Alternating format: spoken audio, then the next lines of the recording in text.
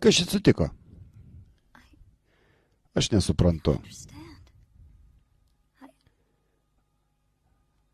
Aš seniai svajojau, kad mano gyvenimas gali virsti pasaka.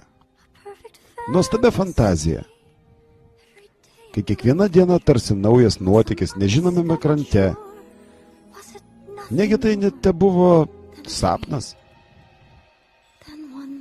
Vieną stebuklingą naktį, po vieno vienintelio šokio, suradau nuostabią meilę.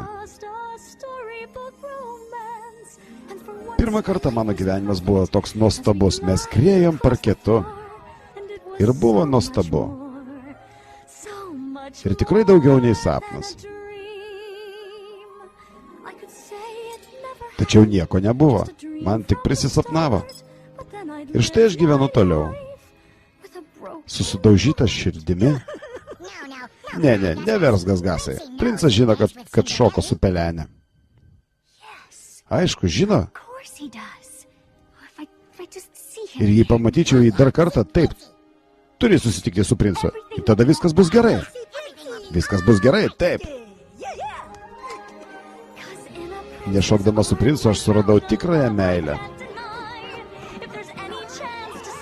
Ir jei galiu kažką pakeisti, turiu pasistengti. Tiesiog klausysiu širdies. Kas man belieka? Negaliu gyventi svajose, jei joms lemta išsipildyti. Reikia veikti, o ne svajoti. Ir nugalėti visus sunkumus. Dėl meilės rizikuosiu viskuo.